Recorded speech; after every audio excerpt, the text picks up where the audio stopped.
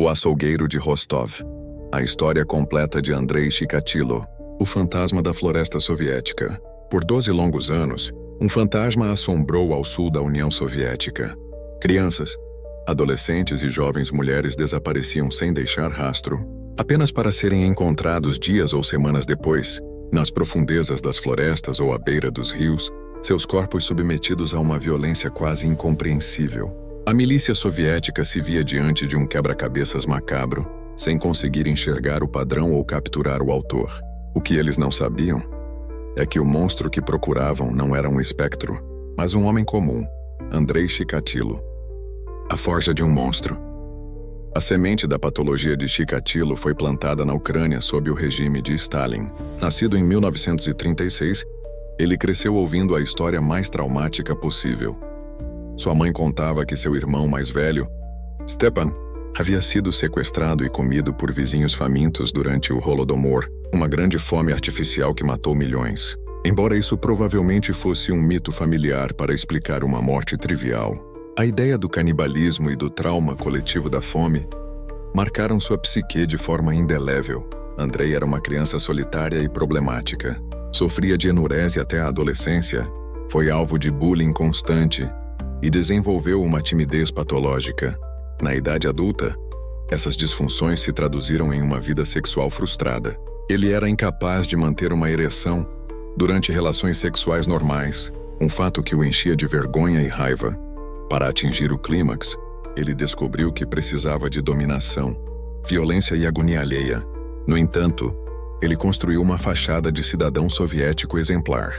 Era membro do Partido Comunista, formado em engenharia e filosofia russa, casado com uma professora e pai de 2 filhos. Trabalhou como professor, mas muitas vezes foi repreendido por seu comportamento estranho com os alunos, até que foi demitido por conduta imoral. Seu novo emprego como fornecedor de uma fábrica de matérias-primas foi a chave para seu crime.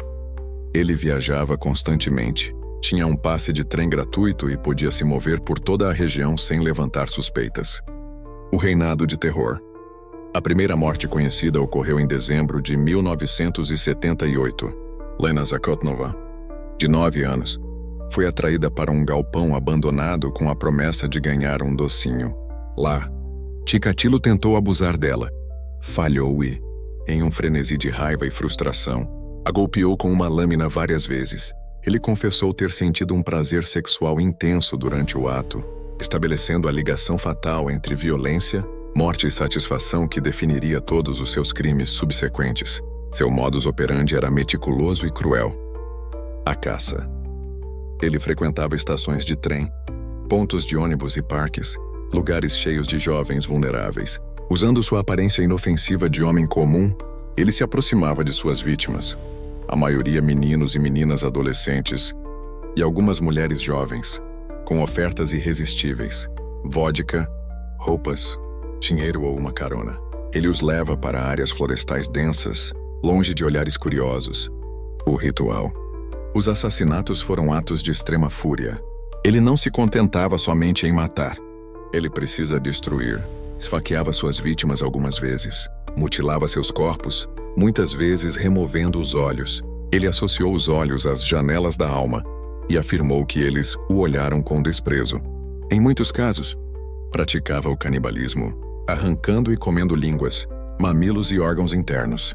A violência era seu substituto para o ato sexual, que não conseguia realizar de forma convencional. A grande farsa. Com investigações falhas, uma milícia soviética foi completamente despreparada por um serial killer. Seus métodos eram arcaicos, mais focados em confissões do que em provas forenses, e a ideologia do Estado negava a existência de crimes sexuais em uma sociedade comunista perfeita. O bode expiatório. Em 1984, a polícia prendeu Alexander Kravchenko, um homem com histórico de agressão sexual. Encontraram uma faca com vestígios de sangue em sua casa e, sob tortura, ele confessou um dos assassinatos. Kravchenko foi executado rapidamente. Os assassinatos, é claro, continuaram. Suspeito embaixo do nariz da polícia. Chikatilo foi interrogado mais de uma vez. Em 1989, foi detido para interrogatório após ser visto perto de uma cena de crime. Ele estava suado, nervoso e tinha cicatrizes no rosto. No entanto, seu sangue era do tipo AB, enquanto o que foi encontrado nas vítimas, que se acreditava ser do assassino, era do tipo A.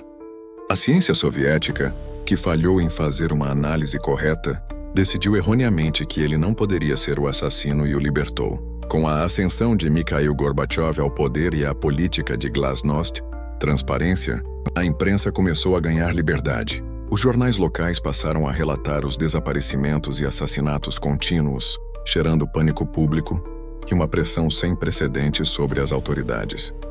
A queda do açougueiro. Em 1990, o coronel Mikhail Fetisov, um investigador veterano, assumiu o caso com uma nova estratégia. Ele montou uma operação massiva, colocando centenas de policiais à paisana em todas as estações de trem e pontos quentes da região de Rostov. Em 20 de novembro de 1990, a armadilha finalmente funcionou. 2 policiais disfarçados na estação de Les Creuses notaram um homem de meia-idade, desleixado e nervoso, conversando com um adolescente desabrigado. O homem era Andrei Chikatilo. Quando ele e o adolescente, Sasha, se afastaram em direção à floresta, os agentes os seguiram. Testemunharam Chikatilo levando uma vítima para um bosque e, no momento em que ele começou a atacar, intervieram e o prenderam. O julgamento de Chikatilo, em 1992, foi um espetáculo caótico. Para preservá-lo da multidão enfurecida e de si mesmo, ele foi colocado dentro de uma gaiola de aço dentro do tribunal. Dentro da gaiola, seu comportamento era errático e teatral. Ele gritava detalhes gráficos de seus crimes, cantava a honra soviética, urinava no chão e acusava os promotores de serem fascistas. Ele confessou 56 assassinatos, embora apenas 53 tenham sido oficialmente confirmados. Em 14 de fevereiro de 1994, a sentença foi cumprida. Andrei Romanovich Chikatilo foi executado com um tiro na nuca numa pequena cela em Novocherkassk. Seu corpo foi enterrado em sepultura anônima, sem lápides, para evitar que se tornasse um local de peregrinação. O caso Chikatilo é mais do que a história de um homem perturbado. Ele é um espelho sombrio da União Soviética tardia.